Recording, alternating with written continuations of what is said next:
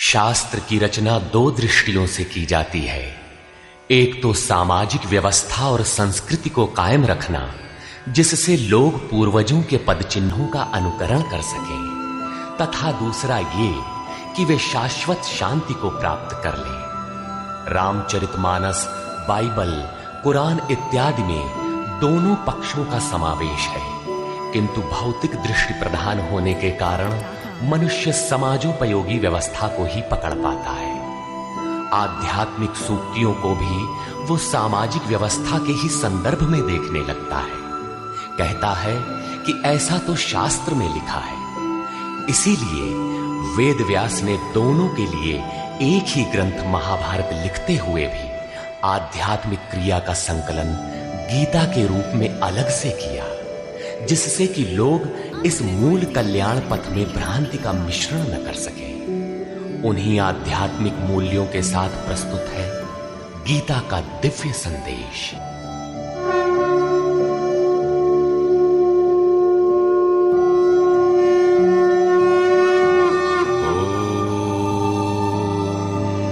श्री परमात्मने नमः। यथार्थ गीता, श्रीमद् भगवत गीता, अथ तृतीयो अध्यायः। अध्याय 2 में भगवान श्री कृष्ण ने बताया कि यह बुद्धि तेरे लिए ज्ञान मार्ग के विषय में कही गई। कौन सी बुद्धि? यही कि युद्ध कर, जीतोगे तो महामहिम की स्थिति प्राप्त कर लोगे और हारोगे तो देवत्व है। जीत में सर्वस्व है और हार में भी देवत्व है, कुछ मिलता ही है। अतः इस दृष्टि से लाभ और हानि दोनों में कुछ न कुछ मिलता है, किंचित भी क्षति नहीं है। फिर कहा, अब इसी को तू निष्काम कर्मयोग के विषय में सुन। जिस बुद्धि से युक्त होकर तू कर्मों के बंधन से अच्छी प्रकार छूट जाएगा। फिर उसकी विशेषताओं पर प्रकाश डाला। कर्म करते समय आवश्यक सावधानियों पर बल दिया कि फल की वासना वाला ना हो, कामनाओं से रहित होकर कर्म में प्रवृत्त हो और कर्म करने में तेरी अश्रद्धा भी ना हो, जिससे तू कर्म बंधन से मुक्त हो जाएगा। मुक्त तो होगा, किंतु रास्ते में अपनी स्थिति नहीं दिखाई पड़ी। अतः अर्जुन को निष्काम कर्मयोग की अपेक्षा ज्ञान मार्ग सरल और प्राप्ति वाला प्रतीत हुआ। उसने प्रश्न किया, जनार्दन, निष्काम कर्म की अपेक्षा ज्ञान मार्ग आपकी दृष्टि में श्रेष्ठ है, तो मुझे भयंकर कर्मों में क्यों लगाते हैं? प्रश्न स्वाभाविक था। मान लें एक ही स्थान पर जाने के दो रास्ते हैं। यदि आपको वास्तव में जाना है तो आप अवश्य प्रश्न करेंगे कि इनमें सुगम कौन है। यदि नहीं करते तो आप पथिक नहीं। ठीक इसी प्रकार अर्जुन ने भी प्रश्न रखा। अर्जुन उवाच,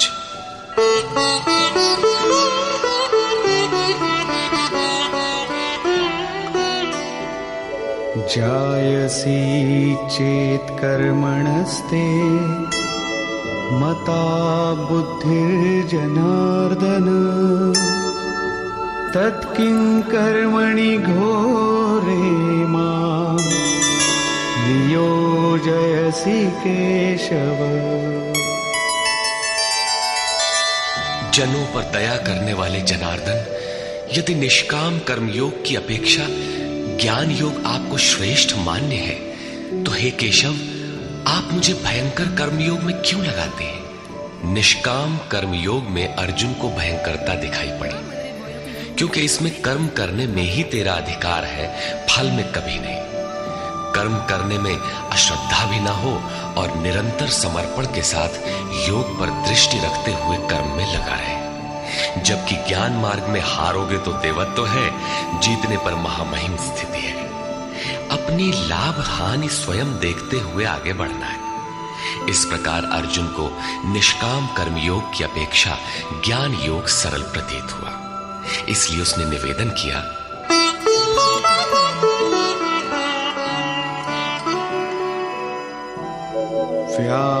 व्यामिश्रेणेव वाक्येन बुद्धिं मोहयसीव मे तदेकं एकं वद निश्चित्य येन श्रेयोऽहमाप्नुयाम्। आप इन मिले हुए से वचनों से मेरी बुद्धि मोहित सी करते हैं। आप तो मेरी बुद्धि का मोह दूर करने में प्रवृत्त हुए हैं। अतः इनमें से एक निश्चय करके कहिए जिससे मैं श्रेय परम कल्याण मोक्ष को प्राप्त हो जाऊं। इस पर श्री कृष्ण ने कहा, श्री भगवान उवाच,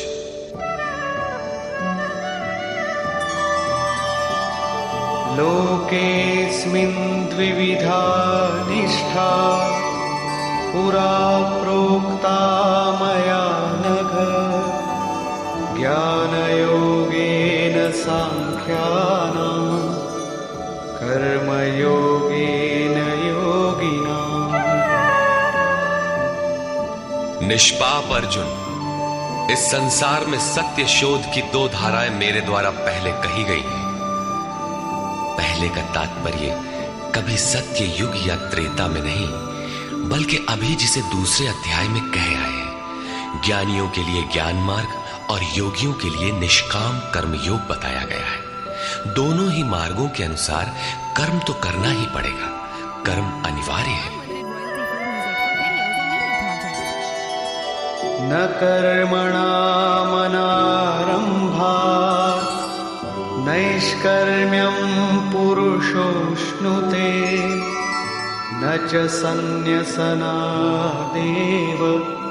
सिद्धिं समधिगच्छति।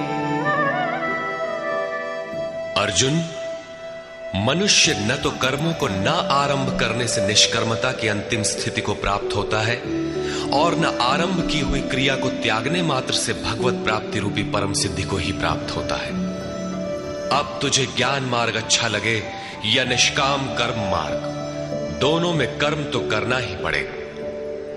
प्रायः इस स्थल पर लोग भगवत पथ में संक्षिप्त मार्ग और बचाव ढूंढने लगते हैं। कर्म आरंभ ही न करें, हो गए निष्कर्मी। कहीं ऐसी भ्रांति न रह जाए, इसलिए श्री कृष्ण बल देते हैं कि कर्मों को न आरंभ करने से कोई निष्कर्म भाव को नहीं प्राप्त होता। शुभाशुभ कर्मों का जहां अंत है, परम निष्कर्मता की उस स्थिति को कर्म करके ही पाया जा सकता है। इसी प्रकार बहुत से लोग कहते हैं, हम तो ज्ञान मार्गी हैं, ज्ञान मार्ग में कर्म है ही नहीं। ऐसा मानकर कर्मों को त्यागने वाले ज्ञानी नहीं होते। आरंभ की हुई क्रिया को त्यागने मात्र से कोई भगवत साक्षात्कार रूपी परम सिद्धि को प्राप्त नहीं होता है, क्योंकि नहि कश्चित् क्षणमपि जातु तिष्ठत्य कर्मकृत् कार्यते ह्यवशः कर्म सर्वः प्रकृतिजैर्गुणैः। कोई भी पुरुष किसी काल में क्षण मात्र भी कर्म किए बिना नहीं रहता, क्योंकि सभी पुरुष प्रकृति से उत्पन्न हुए गुणों द्वारा विवश होकर कर्म करते हैं। प्रकृति और प्रकृति से उत्पन्न गुण जब तक जीवित हैं, तब तक कोई भी पुरुष कर्म किए बिना रह ही नहीं सकता।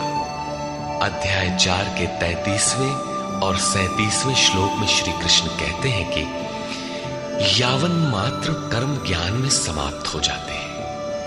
ज्ञान रूपी अग्नि संपूर्ण कर्मों को भस्म कर देता है। यहां वे कहते हैं कि कर्म किए बिना कोई रहता ही नहीं। अंततः वे महापुरुष कहते क्या है?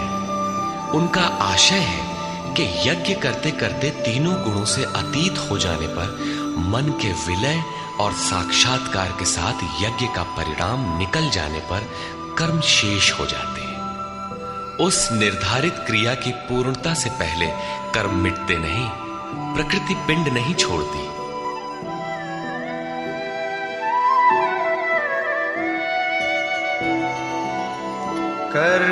कर्मेन्द्रियाणि संयम्य य आस्ते मनसा स्मरन् इन्द्रियार्थान् विमूढात्मा मिथ्याचार स उच्यते।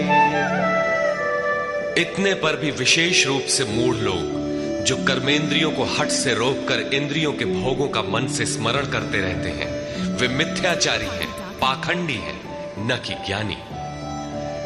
सिद्ध है कि कृष्ण काल में भी ऐसी रूढ़ियां थीं। लोग करने योग्य क्रिया को छोड़कर इंद्रियों को हठ से रोककर बैठ जाते थे और कहने लगते थे कि मैं ज्ञानी हूं, पूर्ण हूं। किंतु श्री कृष्ण कहते हैं कि वे धूर्त हैं। ज्ञान मार्ग अच्छा लगे या निष्काम कर्म योग, दोनों ही मार्गों में कर्म तो करना ही पड़ेगा।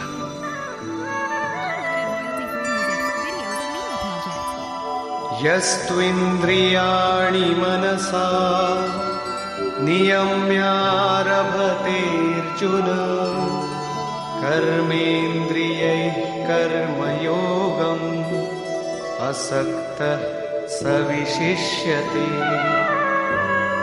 अर्जुन, जो पुरुष मन से इंद्रियों को वश में करके जब मन में भी वासनाओं का स्फुरण न हो, सर्वथा अनासक्त हुआ कर्मेंद्रियों से कर्मयोग का आचरण करता है, वो श्रेष्ठ है।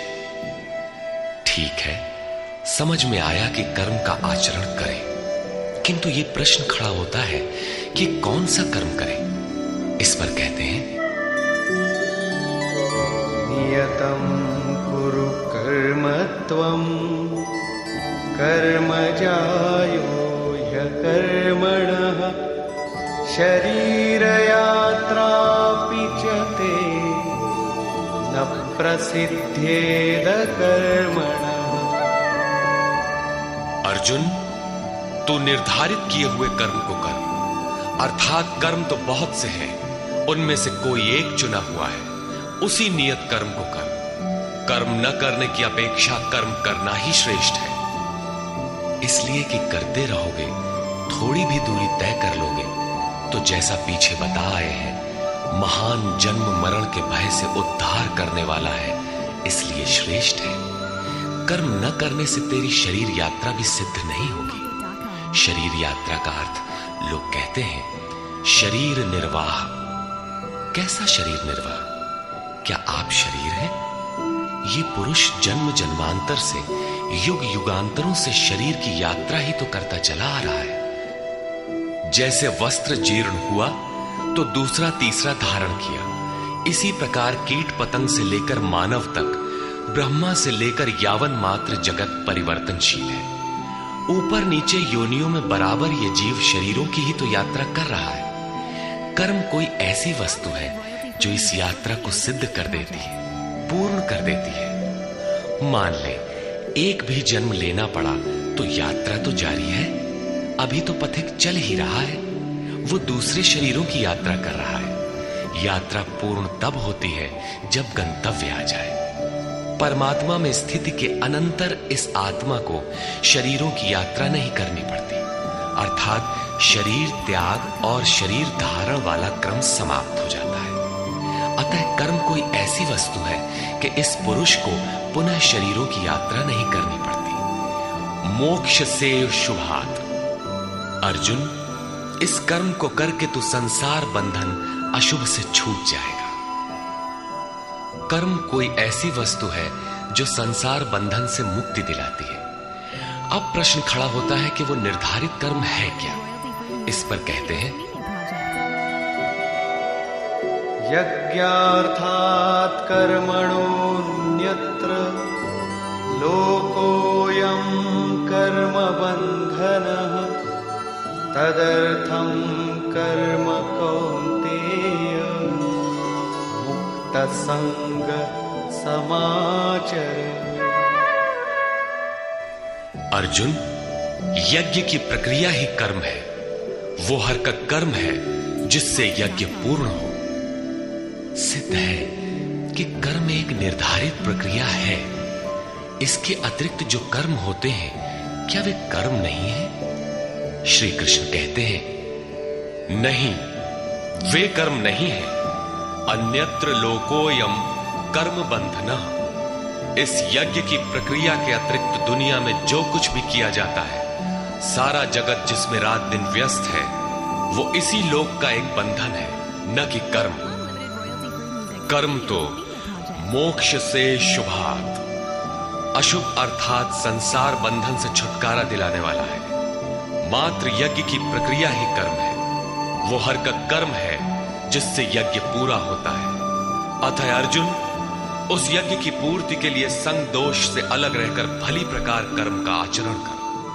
संग दोष से अलग हुए बिना यह कर्म होता ही नहीं। अब हम समझ गए कि यज्ञ की प्रक्रिया ही कर्म है, किंतु यहां पुनः एक नवीन प्रश्न उत्पन्न हो गया कि वो यज्ञ क्या है जिसे किया जाए। इसके लिए पहले यज्ञ को न बताकर श्री कृष्ण बताते हैं कि यज्ञ आया कहां से, ये देता क्या है। उसकी विशेषताओं पर प्रकाश डाला और चौथे अध्याय में जाकर स्पष्ट किया कि यज्ञ क्या है जिसे हम कार्य रूप दें और हमसे कर्म होने लगे। योगेश्वर श्री कृष्ण की शैली से स्पष्ट है कि जिस वस्तु का चित्रण करना है वे पहले उसकी विशेषताओं का चित्रण करते हैं जिससे श्रद्धा जागृत हो। तत्पश्चात वे उसमें बरती जाने वाली सावधानियों पर प्रकाश डालते हैं और अंत में मुख्य सिद्धांत प्रतिपादित करते हैं। स्मरण रहे कि यहां पर श्री कृष्ण ने कर्म के दूसरे अंग पर प्रकाश डाला कि कर्म एक निर्धारित क्रिया है। जो कुछ किया जाता है वो कर्म नहीं है। अध्याय 2 में पहली बार कर्म का नाम लिया, उसकी विशेषताओं पर बल दिया, उसमें बरती जाने वाली सावधानियों पर प्रकाश डाला, लेकिन यह नहीं बताया कि कर्म क्या है। योगेश्वर श्री कृष्ण ने कहा, अर्जुन, तो निर्धारित किए हुए कर्म को कर। अब प्रश्न उठता है कि निर्धारित कर्म क्या है जिसे हम करें। तब बताया कि यज्ञ को कार्य रूप देना कर्म है। अब प्रश्न उठता है कि वो यज्ञ क्या है। यहां यज्ञ की उत्पत्ति विशेषता बताकर शांत हो जाएंगे और आगे अध्याय 4 में यज्ञ का निखरा हुआ रूप मिलेगा जिसे करना कर्म है। कर्म की यह परिभाषा गीता को समझने की कुंजी है। यज्ञ के अतिरिक्त दुनिया में लोग कुछ न कुछ करते ही रहते हैं। कोई खेती करता है तो कोई व्यापार, कोई पदासीन है तो कोई सेवक, कोई अपने को बुद्धिजीवी कहता है तो कोई श्रमजीवी, कोई समाज सेवा को कर्म मानता है तो कोई देश सेवा को। और इन्हीं कर्मों में लोग सकाम और निष्काम कर्म की भूमिका भी बनाए पड़े हैं। किंतु श्री कृष्ण कहते हैं ये कर्म नहीं है। अन्यत्र लोकोयम कर्म बंधना। यज्ञ की प्रक्रिया के सिवाय जो कुछ भी किया जाता है वो इसी लोक का बंधनकारी कर्म है, न कि मोक्षद कर्म। वस्तुतः यज्ञ की प्रक्रिया ही कर्म है। अब यज्ञ न बताकर पहले ये बताते हैं कि यज्ञ आया कहां से।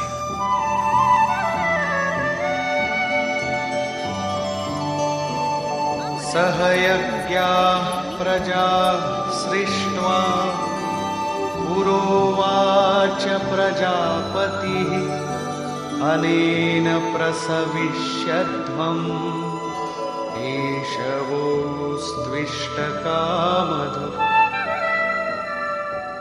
प्रजापति ब्रह्मा ने कल्प के आदि में यज्ञ सहित प्रजा को रचकर कहा कि इस यज्ञ द्वारा वृद्धि को प्राप्त हो। ये यज्ञ तुम लोगों को इष्ट कामधुक, जिसमें अनिष्ट ना हो, विनाश रहित इष्ट संबंधी कामना की पूर्ति करने वाला हो। यज्ञ सहित प्रजा को किसने रचा? प्रजापति ब्रह्मा ने। ब्रह्मा कौन? क्या 4 मुख और 8 आंखों वाला देवता जैसा कि प्रचलित है? नहीं। श्री कृष्ण के अनुसार देवता नाम की कोई अलग सत्ता है ही नहीं। फिर प्रजापति कौन है? वस्तुतः जिसने प्रजा के मूल उद्गम परमात्मा में प्रवेश पा लिया है वो महापुरुष प्रजापति है। बुद्धि ही ब्रह्मा है। अहंकार शिव बुद्धि अज, मन शशि चित्त महान। उस समय बुद्धि यंत्र मात्र होती है। उस महापुरुष की वाणी में परमात्मा ही बोलता है। भजन की वास्तविक क्रिया प्रारंभ हो जाने पर बुद्धि का उत्तरोत्तर उत्थान होता है। प्रारंभ में वो बुद्धि ब्रह्म विद्या से संयुक्त होने के कारण ब्रह्मविद कही जाती है। क्रमशः विकारों का शमन होने पर, ब्रह्म विद्या में श्रेष्ठ होने पर यह ब्रह्म विद्वर कही जाती है। उत्थान और सूक्ष्म हो जाने पर बुद्धि की अवस्था विकसित हो जाती है। वो ब्रह्म विद्वरीयान कहलाती है। उस अवस्था में ब्रह्म विद्वेत्ता पुरुष दूसरों को भी उत्थान मार्ग पर लाने का अधिकार प्राप्त कर लेता है। बुद्धि की पराकाष्ठा है ब्रह्म विद्वरिष्ट, अर्थात ब्रह्मविद की वो अवस्था जिसमें इष्ट प्रवाहित है। ऐसी स्थिति वाले महापुरुष प्रजा के मूल उद्गम परमात्मा में प्रविष्ट और स्थित रहते हैं। ऐसे महापुरुषों की बुद्धि मात्र यंत्र है, वे ही प्रजापति कहलाते हैं। वे प्रकृति के द्वंद्व का विश्लेषण कर आराधना क्रिया की रचना करते हैं। यज्ञ के अनुरूप संस्कारों का देना ही प्रजा की रचना है। इससे पूर्व समाज अचेत अव्यवस्थित रहता है। सृष्टि अनादि है, संस्कार पहले से ही है, किंतु अस्त व्यस्त विकृत है। यज्ञ के अनुरूप उन्हें ढालना ही रचना या सजाना है। ऐसे महापुरुष ने कल्प के आदि में यज्ञ सहित प्रजा की रचना की। कल्प निरोग बनाता है, वैद्य कल्प देते हैं, कोई कायाकल्प करता है। ये क्षणिक शरीरों का कल्प है। वास्तविक कल्प तो तब है जब भवरोग से मुक्ति मिल जाए। आराधना का प्रारंभ इस कल्प की शुरुआत है। आराधना पूर्ण हुई तो आपका कल्प पूरा हो गया। इस प्रकार परमात्म स्वरूपस्थ महापुरुषों ने भजन के प्रारंभ में यज्ञ सहित संस्कारों को सुसंगठित कर कहा कि इस यज्ञ से तुम वृद्धि को प्राप्त हो। कैसी वृद्धि? क्या मकान कच्चे से पक्का बन जाएगा? आय अधिक होने लगेगी? नहीं, यज्ञ इष्ट कामधु, इष्ट संबंधी कामना की पूर्ति करेगा। इष्ट है परमात्मा, उस परमात्मा संबंधी कामना की पूर्ति वाला है। प्रश्न स्वाभाविक है कि यज्ञ सीधे उस परमात्मा की प्राप्ति करा देगा अथवा क्रम क्रम से चलकर।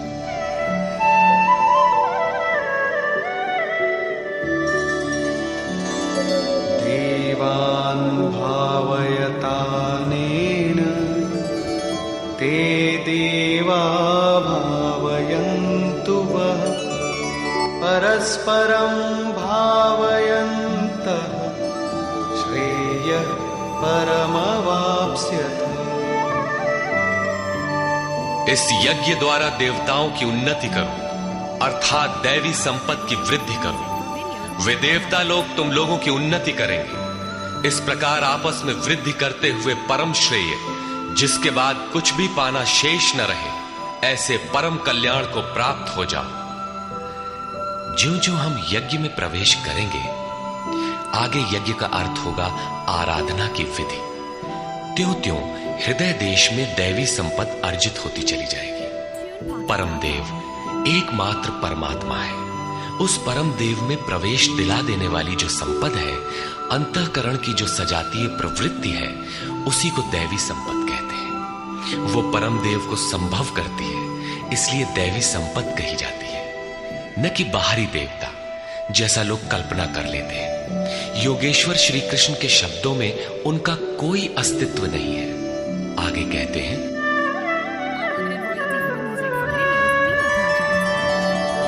इष्टान् भोगान् हि वो देवा दास्यन्ते यज्ञभाविताः तैर्दत्तान् प्रदायैभ्यो यो भुङ्क्तेस्तेन एव सः। यज्ञ द्वारा संवर्धित देवता दैवी संपत्ति आपको इष्टान भोगान ही दास्यन्ते, इष्ट अर्थात आराध्य संबंधी भोगों को देंगे, अन्य कुछ नहीं। तैहि दत्तान, वे ही एकमात्र देने वाले हैं।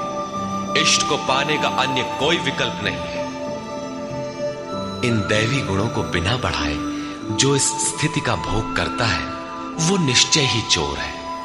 जब उनसे पाया ही नहीं तो भोगेगा क्या? किंतु कहता अवश्य है कि हम तो तत्वदर्शी हैं। वो निश्चय ही चोर है, न कि प्राप्ति वाला। किंतु पाने वाले क्या पाते हैं? यज्ञशिष्टाशिनः सन्तो मुच्यन्ते सर्वकिल्बिषैः भुञ्जते ते त्वघं पापा ये पचन्त्यात्मकारणात्।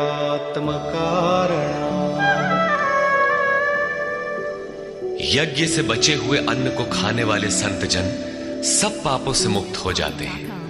दैवी संपत्ति की वृद्धि करते करते परिणाम में प्राप्ति काल ही पूर्ति काल है। जब यज्ञ पूर्ण हो गया तो शेष बचा हुआ ब्रह्म ही अन्न है। इसी को श्री कृष्ण ने दूसरे शब्दों में कहा, यज्ञ शिष्टामृत भुजो यान्ति ब्रह्म सनातनम।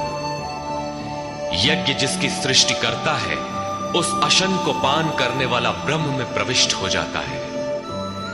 यहां वे कहते हैं कि यज्ञ से शेष बचे हुए अशन को, ब्रह्म पीयूष को पान करने वाला सब पापों से छुटकारा पा जाता है। संत जन तो छूट जाते हैं, किंतु पापी लोग मोह के माध्यम से उत्पन्न शरीरों के लिए पचते हैं। वे पाप खाते हैं। उन्होंने भजन भी किया, आराधना को समझा, अग्रसर भी हुए, किंतु बदले में एक मीठी सी चाह पैदा हो गई कि आत्म कारणात् शरीर के लिए और शरीर के संबंधों को लेकर कुछ मिले। उसे मिल तो जाएगा, किंतु उतने भोग के पश्चात वो अपने को वहीं खड़ा पाएगा जहां से चलना प्रारंभ किया था। इससे बड़ी क्षति क्या होगी? जब शरीर ही नश्वर है तो इसके सुख भोग कब तक साथ देंगे? वे आराधना तो करते हैं, किंतु बदले में पाप ही खाते हैं। पलट सुधाते सठ विष लेहि। वो नष्ट तो नहीं होगा, किंतु आगे नहीं बढ़ेगा। इसीलिए श्री कृष्ण निष्काम भाव से कर्म भजन करने पर बल देते हैं। अभी तक श्री कृष्ण ने बताया कि यज्ञ परम श्रेय देता है और उसकी रचना महापुरुषों द्वारा होती है, किंतु वे महापुरुष प्रजा की रचना में क्यों प्रवृत्त होते हैं? इस पर कहते हैं,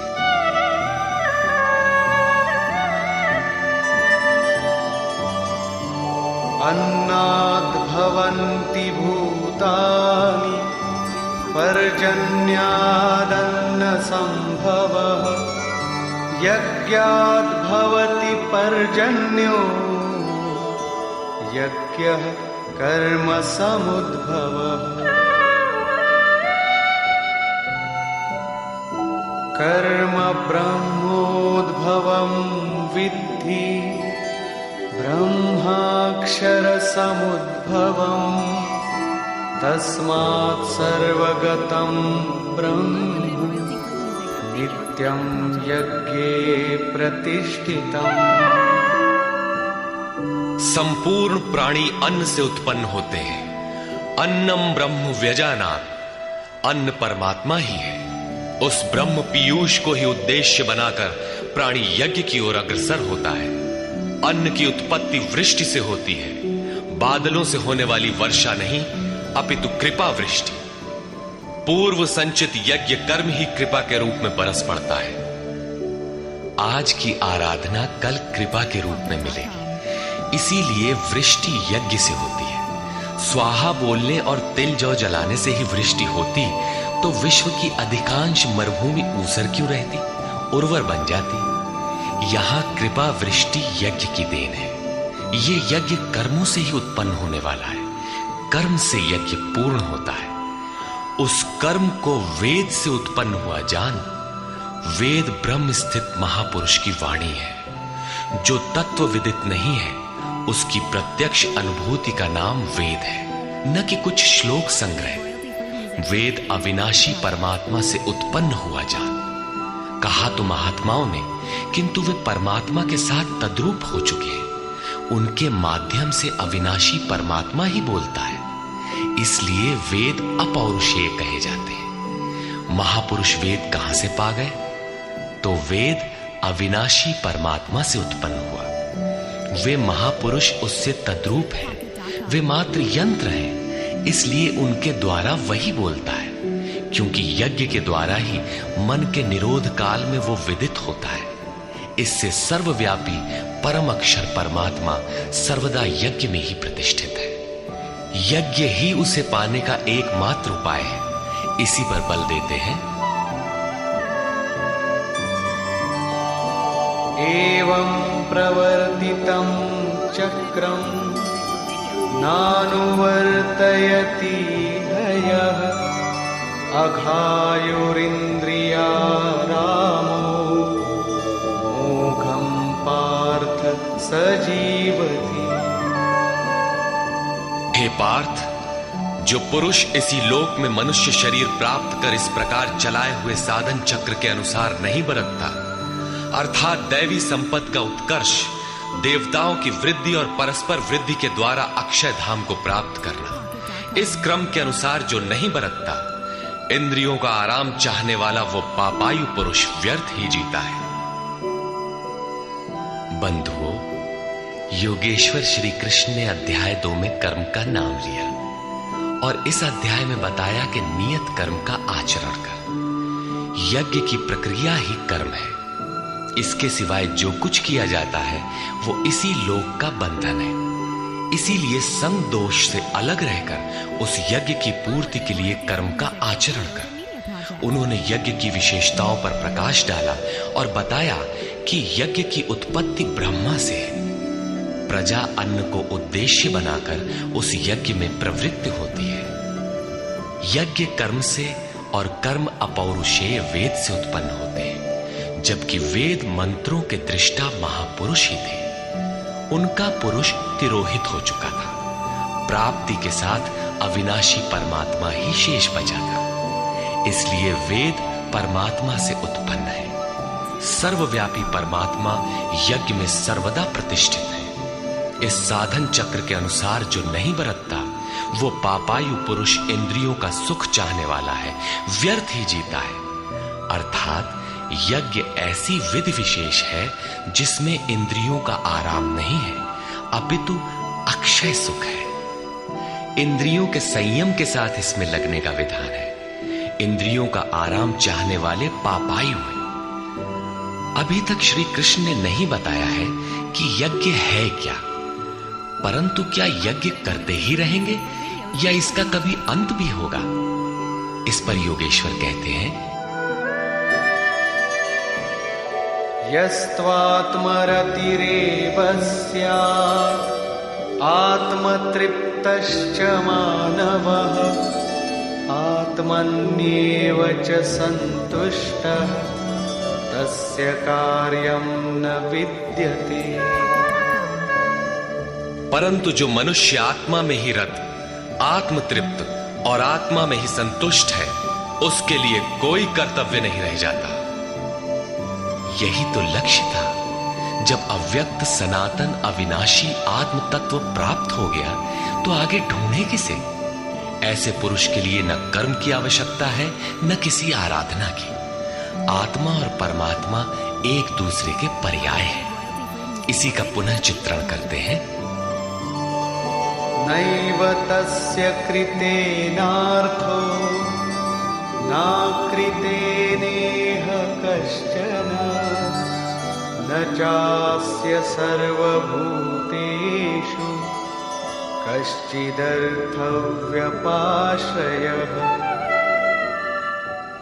इस संसार में उस पुरुष का किए जाने से कोई लाभ नहीं है और न छोड़ देने से कोई हानि है। जबकि पहले आवश्यक था, उसका संपूर्ण प्राणियों में कोई स्वार्थ संबंध नहीं रह जाता। आत्मा ही तो शाश्वत, सनातन, अव्यक्त, अपरिवर्तनशील और अक्षय है।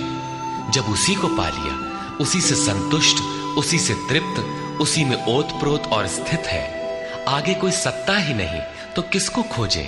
मिलेगा क्या? उस पुरुष के लिए कर्म छोड़ देने से कोई हानि भी नहीं है, क्योंकि विकार जिस पर अंकित होते हैं वो चित्त ही न रहा। उसका संपूर्ण भूतों में बाह्य जगत और आंतरिक संकल्पों की परत में लेश मात्र भी अर्थ नहीं रहता। सबसे बड़ा अर्थ तो था परमात्मा। जब वही उपलब्ध है तो दूसरों से उसका क्या प्रयोजन होगा? तस्मादसक्तः सततं कार्यं कर्म समाचर असक्तो ह्याचरन् कर्म परमाप्नोति पुरुषः। इस स्थिति को प्राप्त करने के लिए तू अनासक्त हुआ। निरंतर कार्यम कर्म, जो करने योग्य कर्म है उस कर्म को अच्छी प्रकार कर, क्योंकि अनासक्त पुरुष कर्म के आचरण से परमात्मा को प्राप्त होता है। नियत कर्म कार्यम कर्म एक ही है। कर्म की प्रेरणा देते हुए वे कहते हैं,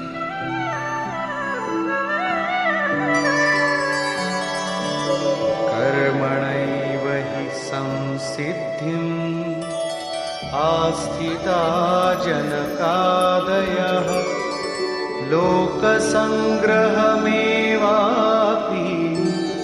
सम्पश्यन् कर्तुमर्हसि। जनक माने राजा जनक नहीं, जनक जन्मदाता को कहते हैं। योग ही जनक है, आपके स्वरूप को जन्म देता है, प्रकट करता है। योग से संयुक्त प्रत्येक महापुरुष जनक है। ऐसे योग संयुक्त बहुत से ऋषियों जनकादयः जनक इत्यादि ज्ञानी जन महापुरुष भी कर्मणा एव संसिद्धिम कर्मों के द्वारा ही परम सिद्धि को प्राप्त हुए हैं। परम सिद्धि माने परम तत्व परमात्मा की प्राप्ति। जनक इत्यादि जितने भी पूर्व में होने वाले महर्षि हुए हैं, इस कार्यम कर्म के द्वारा जो यज्ञ की प्रक्रिया है, इस कर्म को करके ही संसिद्धिम परम सिद्धि को प्राप्त हुए। किंतु प्राप्ति के पश्चात वे भी लोक संग्रह को देखकर कर्म करते हैं, लोकहित को चाहते हुए कर्म करते हैं। अतः तू भी प्राप्ति के पश्चात लोकनायक बनने के लिए कार्य करने के ही योग्य है। क्यों?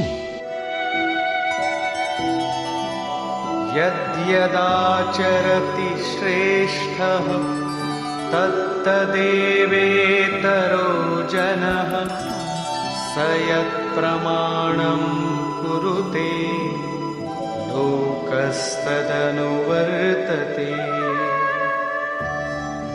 श्रेष्ठ पुरुष जो जो आचरण करता है, अन्य पुरुष भी उसके अनुसार ही करते हैं। वो महापुरुष जो कुछ प्रमाण कर देता है, संसार उसका अनुसरण करता है।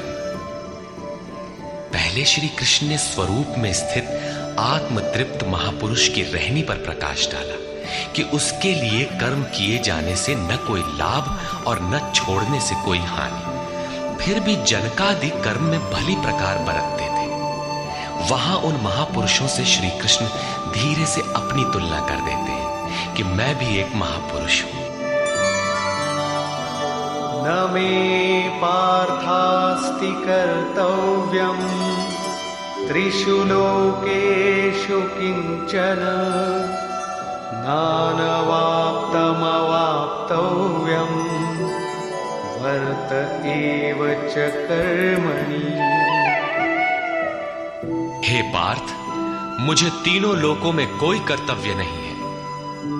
पीछे कह आए हैं कि उस महापुरुष का समस्त भूतों में कोई कर्तव्य नहीं है। यहां कहते हैं तीनों लोकों में मुझे कुछ भी कर्तव्य शेष नहीं है, तथा किंचन मात्र प्राप्त होने योग्य वस्तु अप्राप्त नहीं है। तब भी मैं कर्म में भली प्रकार बरतता हूं। क्यों?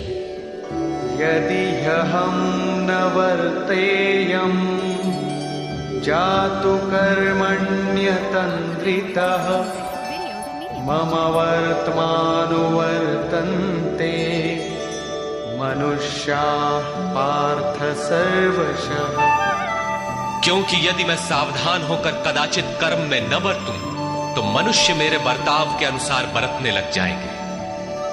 तो क्या आपका अनुकरण भी बुरा है? श्री कृष्ण कहते हैं हां। उत्सीदेयुरिमे लोका न कुर्यां कर्म चेदहम् संकरस्य च कर्ता स्याम् उपहन्यामि माः प्रजाः। यदि मैं सावधान होकर कर्म न करूं तो ये सब लोग भ्रष्ट हो जाएं और मैं संकरस्य वर्ण संकर का करने वाला हूं तथा इन सारी प्रजा का हनन करने वाला, मारने वाला बनूं। स्वरूप में स्थित महापुरुष सतर्क रहकर यदि आराधना क्रम में न लगे रहें तो समाज उनकी नकल करके भ्रष्ट हो जाएगा। महापुरुष ने तो आराधना पूर्ण करके परम नैष्कर्म्य की स्थिति को पाया है। वे न करें तो उनके लिए कोई हानि नहीं है। किंतु समाज ने तो अभी आराधना आरंभ ही नहीं की। पीछे वालों के मार्गदर्शन के लिए ही महापुरुष कर्म करते हैं। मैं भी करता हूं। अर्थात श्री कृष्ण एक महापुरुष थे, न कि बैकुंठ से आए हुए कोई विशेष भगवान। उन्होंने कहा कि महापुरुष लोक संग्रह के लिए कर्म करता है, मैं भी करता हूं। यदि न करूं तो लोगों का पतन हो जाए, सभी कर्म छोड़ बैठेंगे। मन बड़ा चंचल है, ये सब कुछ चाहता है, केवल भजन नहीं चाहता। यदि स्वरूपस्थ महापुरुष कर्म न करें तो देखा देखी पीछे वाले भी तुरंत कर्म छोड़ देंगे। उन्हें बहाना मिल जाए कि ये भजन नहीं करते, पान खाते हैं, इत्र लगाते हैं, सामान्य बातें करते हैं, फिर भी महापुरुष कहलाते हैं। ऐसा सोचकर वे भी आराधना से हट जाते हैं, पतित हो जाते हैं। श्री कृष्ण कहते हैं कि यदि मैं कर्म न करूं तो सब भ्रष्ट हो जाए और मैं वर्ण संकर का कर्ता बनूं। स्त्रियों के दूषित होने से वर्ण संकर तो देखा सुना जाता है। अर्जुन भी इसी के भय से विकल था कि स्त्रियां दूषित होंगी तो वर्ण संकर पैदा होंगे। किंतु श्री कृष्ण कहते हैं यदि मैं सावधान होकर आराधना में लगा न रहूं तो वर्ण संकर का कर्ता हूं। वस्तुतः आत्मा का शुद्ध वर्ण है परमात्मा। अपने शाश्वत स्वरूप के पथ से भटक जाना वर्ण संकरता है। यदि स्वरूपस्थ महापुरुष क्रिया में नहीं बरतता तो लोग उनके अनुकरण में क्रिया रहित हो जाएंगे, आत्म पथ से भटक जाएंगे, वर्ण संकर हो जाएंगे, वे प्रकृति में खो जाएंगे। स्त्रियों का सतीत्व एवं नस्ल की शुद्धता एक सामाजिक व्यवस्था है, अधिकारों का प्रश्न है, समाज के लिए उसकी उपयोगिता भी है। किंतु माता पिता की भूलों का संतान की साधना पर कोई प्रभाव नहीं पड़ता। आपन करनी पार उतरनी। हनुमान, व्यास, वशिष्ठ, नारद, शुकदेव, कबीर, ईसा इत्यादि अच्छे महापुरुष हुए, जबकि सामाजिक कुलीनता से इनका संपर्क नहीं है। आत्मा अपने पूर्व जन्म के गुण धर्म लेकर आता है। श्री कृष्ण कहते हैं मनः षष्ठानीन्द्रियाणि प्रकृतिस्थानी कर्षति।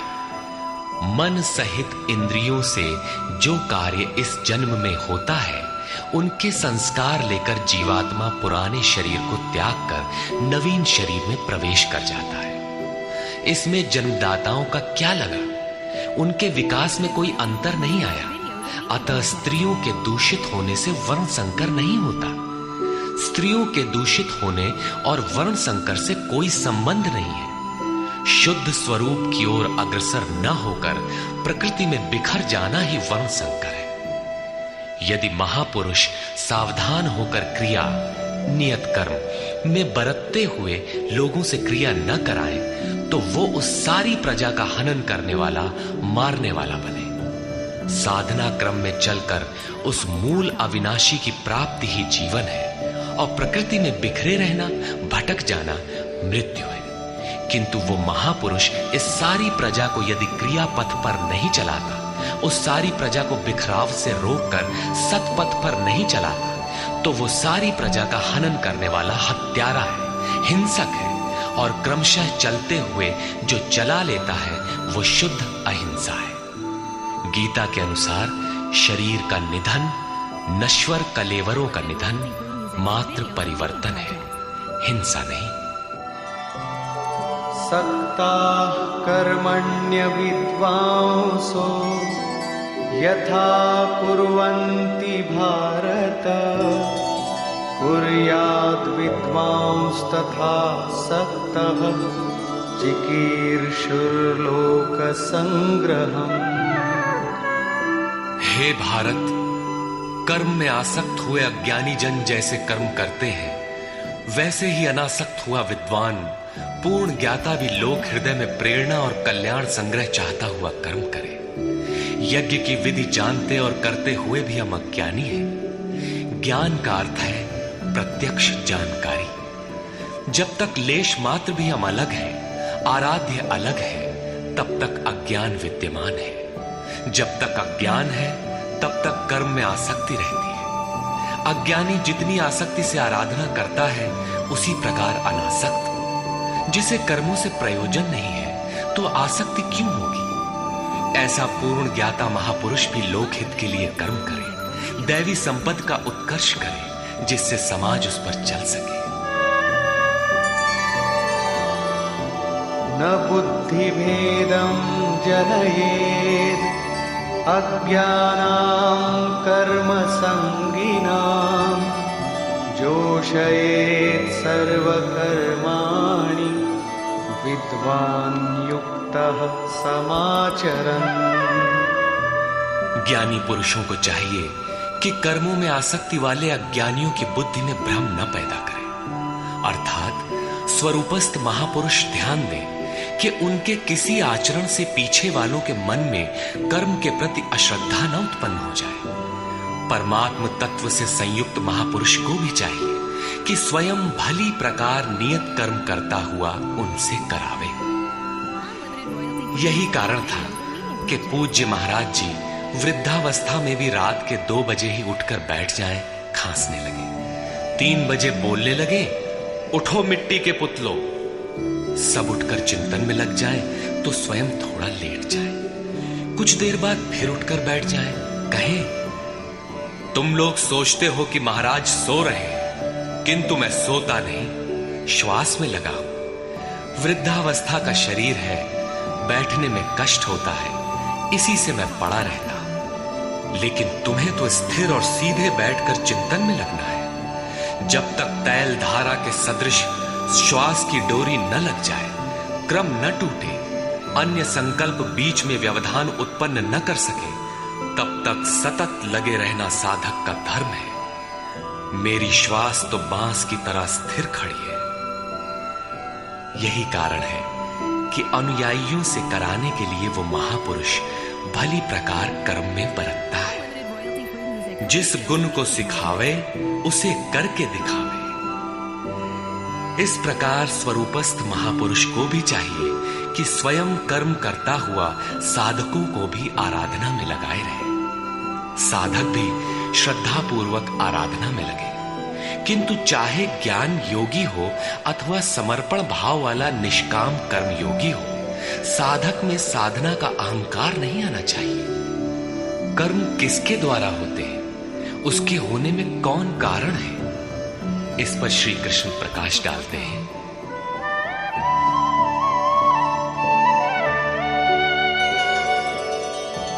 प्रकृते क्रियमाणानि गुणैः कर्माणि सर्वशः अहंकार विमूढात्मा कर्ताहमिति मन्यते।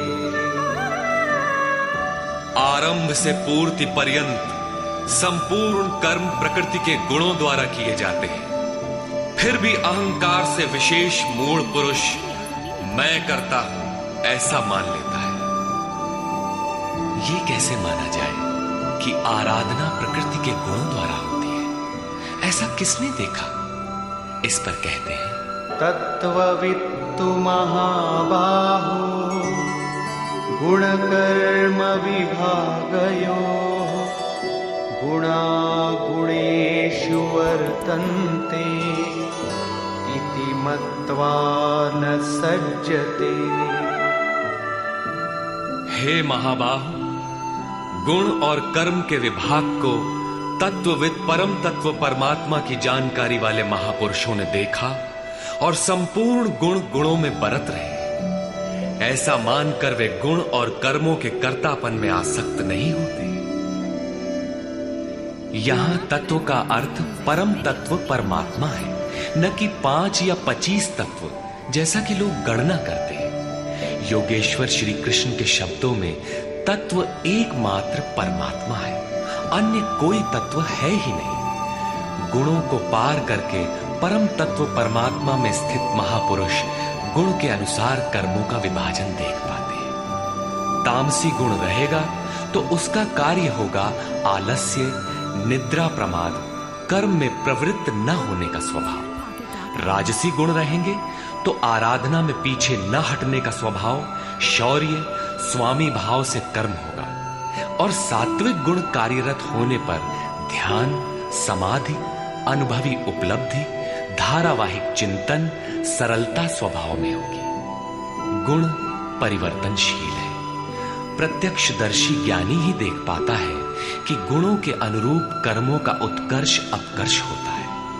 गुण अपना कार्य करा लेते हैं, अर्थात गुण गुणों में बरतते हैं। ऐसा समझकर वो प्रत्यक्ष दृष्टा कर्म में आसक्त नहीं होता।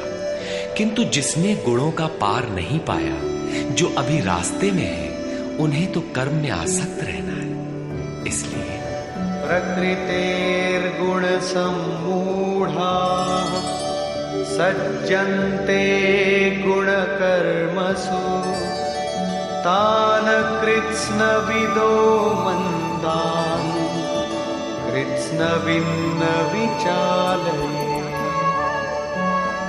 प्रकृति के गुणों से मोहित हुए पुरुष गुण और कर्मों में क्रमशः निर्मल गुणों की ओर उन्नति देखकर उनमें आसक्त होते हैं।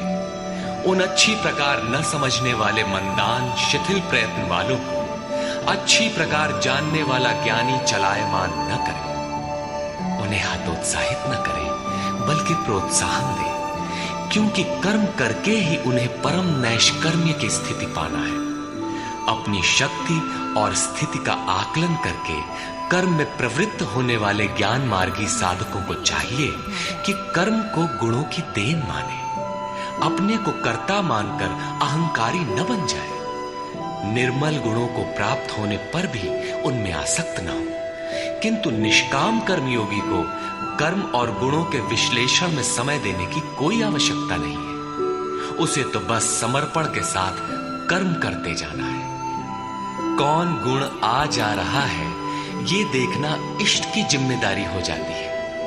गुणों का परिवर्तन और क्रम क्रम से उत्थान वो इष्ट की ही देन मानता है, और कर्म होने को भी उन्हीं की देन मानता है। अतः कर्तापन का अहंकार या गुणों में आसक्ति होने की समस्या उसके लिए नहीं रहती, जबकि अनवरत लगा रहता है। इसी पर और साथ ही युद्ध का स्वरूप बताते हुए श्री कृष्ण कहते हैं, मयि सर्वाणि कर्माणि सन्न्यस्याध्यात्मचेतसा निराशीर्निर्ममो भूत्वा युध्यस्व विगतज्वरः। इसलिए अर्जुन, तू अध्यात्म चेतसा अंतरात्मा में चित्त का निरोध करके ध्यानस्थ होकर संपूर्ण कर्मों का मुझ में अर्पण करके आशा रहित, ममता रहित और संताप रहित होकर युद्ध कर। जब चित्त ध्यान में स्थित है, लेश मात्र भी कहीं आशा नहीं, कर्म में ममत्व नहीं है, असफलता का संताप नहीं है, तो वो पुरुष कौन सा युद्ध करेगा? जब सब ओर से चित्त सिमटकर हृदय देश में निरुद्ध होता जा रहा है, तो वो लड़ेगा किस लिए, किससे, और वहां है कौन? वास्तव में जब आप ध्यान में प्रवेश करेंगे, तभी युद्ध का सही स्वरूप खड़ा होता है। तो काम क्रोध, राग द्वेष, आशा तृष्णा इत्यादि विकारों का समूह, विजातीय प्रवृत्तियां जो कुरु कहलाती हैं, संसार में प्रवृत्ति देती ही रहती है। बाधा के रूप में भयंकर आक्रमण करती है। बस इनका पार पाना ही युद्ध है। इनको मिटाते हुए अंतरात्मा में सिमटते जाना, ध्यानस्थ होते जाना ही यथार्थ युद्ध है। इसी पर पुनः बल देते हैं, ये मे मतमिदं नित्यम् अनुतिष्ठन्ति मानवाः श्रद्धावन्तो न सूयन्तो मुच्यन्ते तेऽपि कर्मभिः। अर्जुन, जो कोई मनुष्य दोष दृष्टि से रहित होकर श्रद्धा भाव समर्पण से संयुक्त हुआ, सदा मेरे इस मत के अनुसार बरतते हैं कि युद्ध कर, वे पुरुष भी संपूर्ण कर्मों से छूट जाते हैं। योगेश्वर का यह आश्वासन किसी हिंदू, मुसलमान या ईसाई के लिए नहीं, अपितु मानव मात्र के लिए है। उनका मत है कि युद्ध कर, इससे ऐसा प्रतीत होता है कि ये उपदेश युद्ध वालों के लिए था। अर्जुन के समक्ष तो सौभाग्य से विश्व युद्ध की संरचना थी। आपके सामने तो कोई युद्ध नहीं है। आप गीता के पीछे क्यों पड़े? क्योंकि कर्मों से छूटने का उपाय तो युद्ध करने वालों के लिए है, किंतु ऐसा कुछ नहीं है। वस्तुतः ये अंतर्देश की लड़ाई है। क्षेत्र और क्षेत्रज्ञ का, विद्या और अविद्या का, धर्म क्षेत्र और कुरुक्षेत्र का संघर्ष है। आप ज्यों-ज्यों ध्यान में चित्त का निरोध करेंगे, विजातीय प्रवृत्ति बाधा के रूप में प्रत्यक्ष होती है, भयंकर आक्रमण करती है। उसका शमन करते हुए चित्त का निरोध करते जाना ही युद्ध है। जो दोष दृष्टि से रहित होकर श्रद्धा के साथ इस युद्ध में लगता है, वो कर्मों के बंधन से, आवागमन से भली प्रकार छुटकारा पा जाता है। जो इस युद्ध में प्रवृत्त नहीं होता, उसकी क्या गति होती है? इस पर कहते हैं, ये त्वेतदभ्यसूयन्तो नानुतिष्ठन्ति मे मतम् सर्वज्ञानविमूढांस्तान् विद्धि नष्टान चेतसः। जो दोष दृष्टि वाले अचेतस, मोह निशा में अचेत लोग मेरे इस मत के अनुसार नहीं बरतते, अर्थात ध्यानस्थ होकर आशा, ममता, संताप रहित होकर समर्पण के साथ युद्ध नहीं करते। सर्वज्ञान विमूढ़ान, ज्ञान पथ में सर्वथा मोहित उन लोगों को तू कल्याण से भ्रष्ट हुआ ही जान। जब यही सही है तो लोग करते क्यों नहीं?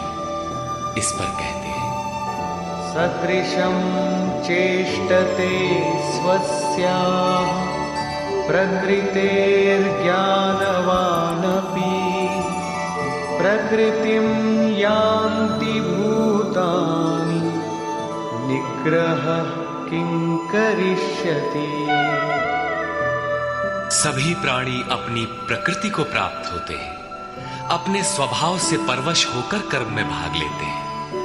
प्रत्यक्षदर्शी ज्ञानी भी अपनी प्रकृति के अनुसार चेष्टा करता है। प्राणी अपने कर्मों में बरतते हैं और ज्ञानी अपने स्वरूप में। जैसा जिसकी प्रकृति का दबाव है, वैसा ही कार्य करता है। यह स्वयं सिद्ध है, इसमें निराकरण कोई क्या करेगा? यही कारण है कि सभी लोग मेरे मत के अनुसार कर्म में प्रवृत्त नहीं हो पाते।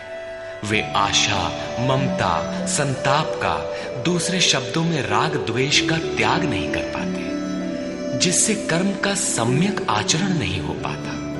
इसी को और स्पष्ट करते हैं और दूसरा कारण बताते हैं, इंद्रियस्येन्द्रियस्यार्थे रागद्वेषौ व्यवस्थितौ तयोर्न वशमागच्छेत् तौ ह्यस्य परिपन्थिनौ। इंद्रिय और इंद्रियों के भोगों में राग और द्वेष स्थित है। इन दोनों के वश में नहीं होना चाहिए, क्योंकि इस कल्याण मार्ग में कर्मों से छूट जाने वाली प्रणाली में ये राग और द्वेष दुर्धर्ष शत्रु है, आराधना का अपहरण कर ले जाते हैं। जब शत्रु भीतर है तो बाहर कोई किसी से क्यों लड़ेगा? शत्रु तो इंद्रिय और भोगों के संसर्ग में है, अंतःकरण में है। अतः ये युद्ध भी अंतःकरण का युद्ध है, क्योंकि शरीर ही क्षेत्र है जिसमें सजातीय विजातीय दोनों प्रवृत्तियां, विद्या और अविद्या रहती हैं, जो माया के दो अंग हैं। इन्हीं प्रवृत्तियों का पार पाना, सजातीय प्रवृत्ति को साध कर विजातीय का अंत करना युद्ध है। विजातीय समाप्त होने पर सजातीय का उपयोग समाप्त हो जाता है। स्वरूप का स्पर्श करके सजातीय का भी उसके अंतराल में विलय हो जाना, इस प्रकार प्रकृति का पार पाना युद्ध है, जो ध्यान में ही संभव है। राग द्वेष के शमन में समय लगता है, इसलिए बहुत से साधक क्रिया को छोड़कर सहसा महापुरुष की नकल करने लग जाते हैं। श्री कृष्ण इससे सावधान करते हैं।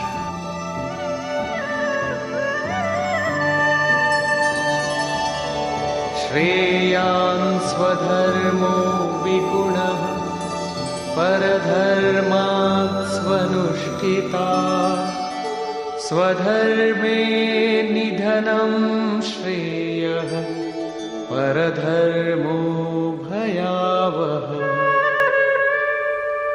अच्छी प्रकार आचरण किए हुए दूसरे के धर्म से गुण रहित भी अपना धर्म अधिक उत्तम है। स्वभाव से उत्पन्न कर्म में प्रवृत्त होने की क्षमता स्वधर्म है, अतः स्वधर्माचरण में मरना भी परम कल्याणकारक है। अपनी क्षमता के अनुसार कर्म में प्रवृत्त होने से साधक एक न एक दिन पार पा जाता है। जहां से साधन छूटेगा, शरीर मिलने पर वहीं से पुनः प्रारंभ होगा। आत्मा तो मरता नहीं। शरीर अर्थात वस्त्र बदलने से आपके बुद्धि विचार बदल तो नहीं जाते। आगे वालों की तरह स्वांग बनाने से साधक भय को प्राप्त होगा। भय प्रकृति में होता है, परमात्मा में नहीं। प्रकृति का आवरण और घना हो उठेगा।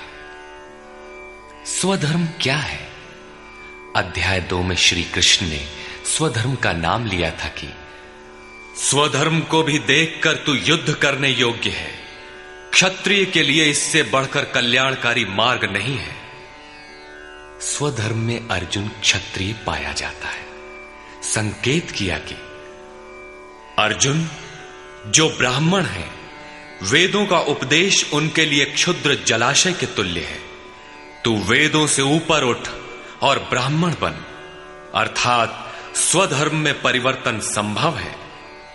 वहां पुनः कहा कि राग द्वेष के वश में न हो, इन्हें काट, स्वधर्म श्रेयस्कर है। इनका यह आशय नहीं है कि अर्जुन किसी ब्राह्मण की नकल करके उस जैसी वेशभूषा बना ले। एक ही कर्म पथ को महापुरुष ने 4 श्रेणियों में बांट दिया: निकृष्ट, मध्यम, उत्तम, अति उत्तम। इन श्रेणी के साधकों को क्रमशः शूद्र, वैश्य, क्षत्रिय और ब्राह्मण की संज्ञा दी। शूद्र वाली क्षमता से कर्म का आरंभ होता है और साधना क्रम में वही साधक ब्राह्मण बन सकता है। इससे भी आगे जब वो परमात्मा में प्रवेश पा जाता है तो न ब्राह्मणो न क्षत्रियः न वैश्यो न शूद्रः चिदानंद रूपः शिवः केवलोहम्। वो वर्णों से ऊपर हो जाता है। यही श्री कृष्ण भी कहते हैं कि चातुर्वर्ण्यम मया सृष्टम। 4 वर्णों की रचना मैंने की। तो क्या जन्म के आधार पर मनुष्यों को बांटा? नहीं, गुण कर्म विभागशः, गुणों के आधार पर कर्म बांटा गया। कौन सा कर्म? क्या सांसारिक कर्म? श्री कृष्ण कहते हैं नहीं, नियत कर्म। नियत कर्म क्या है? वो है यज्ञ की प्रक्रिया, जिसमें होता है श्वास में प्रश्वास का हवन, प्रश्वास का श्वास में हवन, इंद्रिय संयम इत्यादि, जिसका शुद्ध अर्थ है योग साधना, आराधना। इस आराधना कर्म को ही 4 श्रेणियों में बांटा गया। जैसी क्षमता वाला पुरुष हो, उसे उसी श्रेणी से प्रारंभ करना चाहिए। यही सबका अपना अपना स्वधर्म है। यदि वो आगे वालों की नकल करेगा तो भय को प्राप्त होगा। सर्वथा नष्ट तो नहीं होगा, क्योंकि इसमें बीज का नाश तो नहीं होता। हां, वो प्रकृति के दबाव से भयाक्रांत, दीनहीन अवश्य हो जाएगा। शिशु कक्षा का विद्यार्थी स्नातक कक्षा में बैठने लगे तो स्नातक क्या बनेगा? वो प्रारंभिक वर्णमाला से भी वंचित रह जाएगा। अर्जुन प्रश्न रखता है कि मनुष्य स्वधर्म का आचरण क्यों नहीं कर पाता? अर्जुन उवाच अथ केन प्रयुक्तोऽयं पापं चरति पूरुषः अनिच्छन्नपि वार्ष्णेय बलादिव नियोजितः। हे कृष्ण, फिर ये पुरुष बरबस घसीट कर लगाए हुए के सदृश न चाहता हुआ भी किसकी प्रेरणा से पाप का आचरण करता है? आपके मत के अनुसार क्यों नहीं चल पाता? इस पर योगेश्वर श्री कृष्ण कहते हैं, श्री भगवान उवाच। काम एष क्रोध एष रजो गुण समुद्भवः महाशनो महापाप्मा विद्येनमिह वैरिणम्। अर्जुन, रजोगुण से उत्पन्न ये काम और ये क्रोध अग्नि के समान भोग भोगने से कभी न तृप्त होने वाले बड़े पापी हैं। काम क्रोध राग द्वेष के ही पूरक हैं। अभी मैंने जिसकी चर्चा की थी, इस विषय में तू इनको ही शत्रु जान। अब इनका प्रभाव बताते हैं।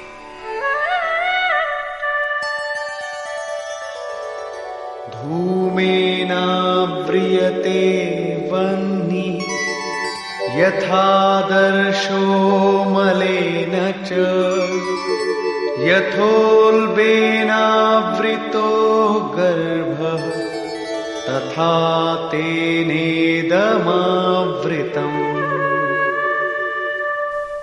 जैसे धुएं से अग्नि और मल से दर्पण ढक जाता है, जैसे जेर से गर्भ ढका हुआ है, ठीक वैसे ही काम क्रोधादि विकारों से यह ज्ञान ढका हुआ है।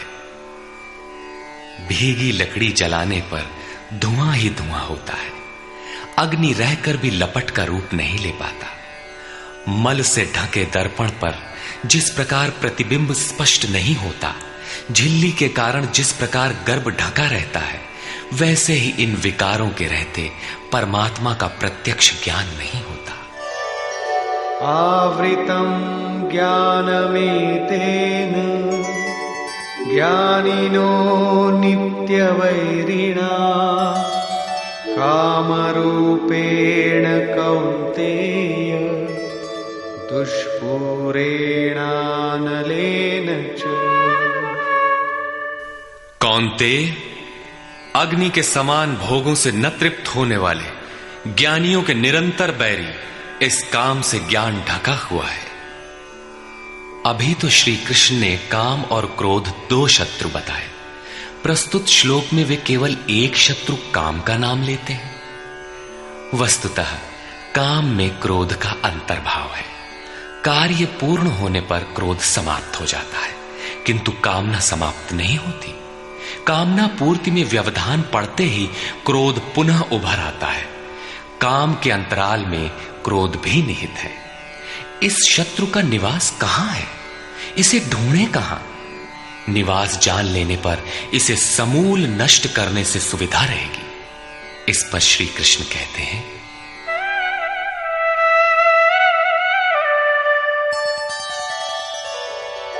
इंद्रियाणि मनो बुद्धि अस्याधिष्ठानमुच्यते एतैर्विमोहयत्येष ज्ञानमावृत्य देहिनम्। इंद्रियां, मन और बुद्धि इसके वास स्थान कहे जाते हैं। ये काम इन मन, बुद्धि और इंद्रियों के द्वारा ही ज्ञान को आच्छादित करके जीवात्मा को मोह में डालता है। तस्मात् त्वमिन्द्रियाण्यादौ नियम्य भरतर्षभ पाप्मानं प्रजह्येनं ज्ञान विज्ञाननाशनम्। इसलिए अर्जुन, तू पहले इंद्रियों को नियम्य संयत कर, क्योंकि शत्रु तो इनके अंतराल में छिपा है। वो तुम्हारे शरीर के भीतर है, बाहर खोजने से वो कहीं नहीं मिलेगा। इंद्रियों को वश में करके ज्ञान और विज्ञान का नाश करने वाले इस पापी काम को ही मार। ये हृदय देश की अंतर जगत की लड़ाई है। काम सीधे पकड़ में नहीं आएगा, अतः विकारों के निवास स्थान का ही घेराव कर लो, इंद्रियों को ही संयत कर लो। किंतु इंद्रियों और मन को संयत करना तो बड़ा कठिन है। क्या ये हम कर पाएंगे? इस पर योगेश्वर श्री कृष्ण आपकी सामर्थ्य बताते हुए प्रोत्साहित करते हैं।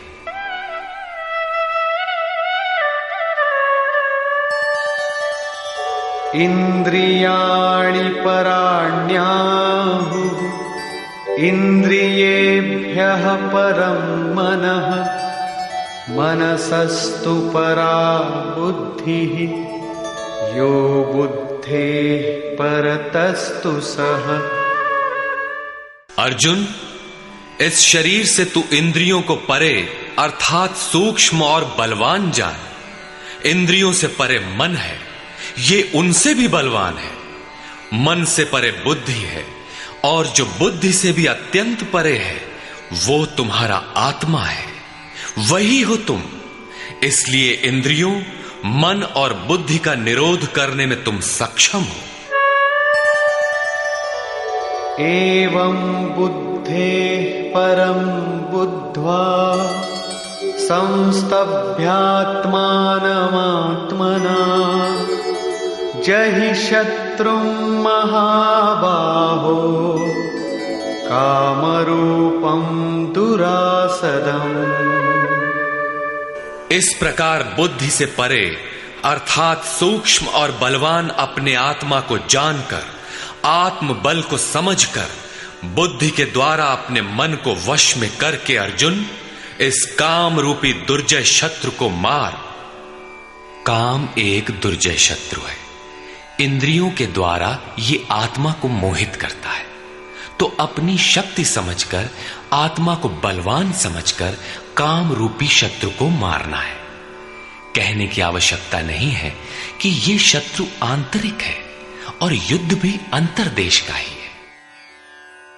निष्कर्ष, बहुधा गीता प्रेमी व्याख्याताओं ने इस अध्याय को कर्मयोग का नाम दिया है, किंतु यह संगत नहीं है। दूसरे अध्याय में योगेश्वर ने कर्म का नाम लिया।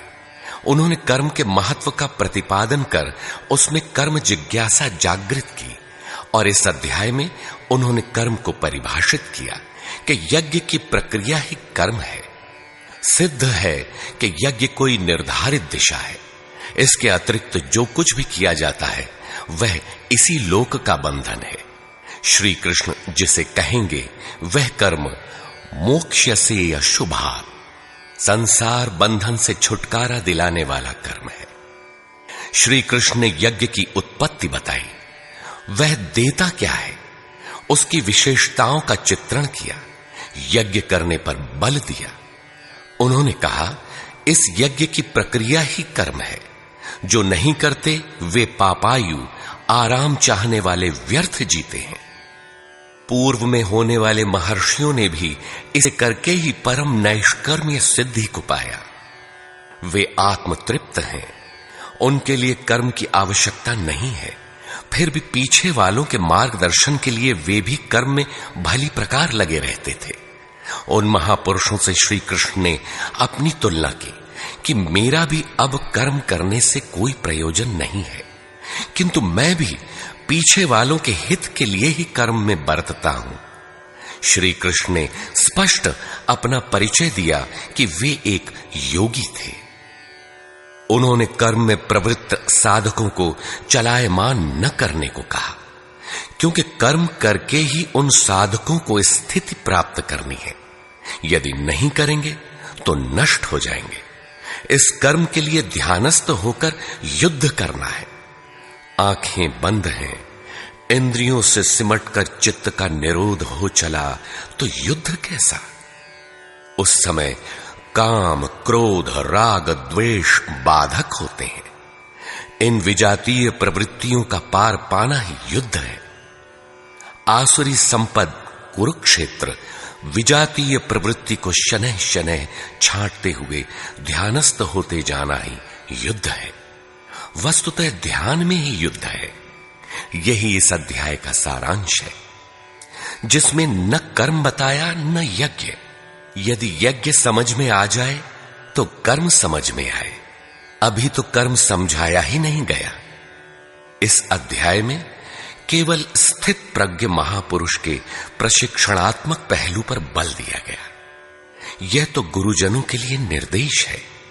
वे न भी करें तो उन्हें कोई क्षति नहीं, और न ऐसा करने में उनका अपना कोई लाभ ही है। किंतु जिन साधकों को परम गति अभीष्ट है, उनके लिए विशेष कुछ कहा ही नहीं। तो यह कर्मयोग कैसे है? कर्म का स्वरूप भी स्पष्ट नहीं है जिसे किया जाए, क्योंकि यज्ञ की प्रक्रिया ही कर्म है। अभी तक उन्होंने इतना ही बताया, यज्ञ तो बताया नहीं। कर्म का स्वरूप स्पष्ट कहां हुआ? हां, युद्ध का यथार्थ चित्रण गीता में यहीं पाया जाता है। संपूर्ण गीता पर दृष्टिपात करें तो अध्याय 2 में कहा कि शरीर नाशवान है, अतः युद्ध कर। गीता में युद्ध का यही ठोस कारण बताया गया। आगे ज्ञान योग के संदर्भ में क्षत्रिय के लिए युद्ध ही कल्याण का एकमात्र साधन बताया गया, और कहा कि यह बुद्धि तेरे लिए ज्ञान योग के विषय में कही गई। कौन सी बुद्धि? यही कि हार जीत दोनों दृष्टियों में लाभ ही है, ऐसा समझकर युद्ध कर। फिर अध्याय 4 में कहा कि योग में स्थित रहकर हृदय में स्थित अपने संशय को ज्ञान रूपी तलवार द्वारा काट। वह तलवार योग में है। अध्याय 5 से 10 तक युद्ध की चर्चा तक नहीं है। 11वें अध्याय में केवल इतना कहा कि ये शत्रु मेरे द्वारा पहले से ही मारे गए हैं। तू निमित्त मात्र होकर खड़ा भर हो जा, यश को प्राप्त कर। ये तुम्हारे बिना भी मारे हुए हैं, प्रेरक करा लेगा। तू इन मुर्दों को ही मार। अध्याय 15 में संसार सुविरूढ़ मूल वाला पीपल वृक्ष जैसा कहा गया, जिसे असंगता रूपी शस्त्र द्वारा काटकर उस परम पद को खोजने का निर्देश मिला। आगे के अध्यायों में युद्ध का उल्लेख नहीं है। हां, अध्याय 16 में असुरों का चित्रण अवश्य है, जो नरकगामी है। अध्याय 3 में ही युद्ध का विशद चित्रण है। श्लोक 30 से श्लोक 43 तक युद्ध का स्वरूप, उसकी अनिवार्यता, युद्ध न करने वालों का विनाश, युद्ध में मारे जाने वाले शत्रुओं के नाम, उन्हें मारने के लिए अपनी शक्ति का आह्वान और निश्चय ही उन्हें काट कर फेंकने पर बल दिया। इस अध्याय में शत्रु और शत्रु का आंतरिक स्वरूप स्पष्ट है, जिनके विनाश की प्रेरणा दी गई है। अतः ओम तत्सदिति श्रीमद् भगवद गीता सूपनिषत्सु ब्रह्म विद्यायाम योग शास्त्रे श्री कृष्ण अर्जुन संवादे शत्रु विनाश प्रेरणा नाम तृतीयो अध्याय।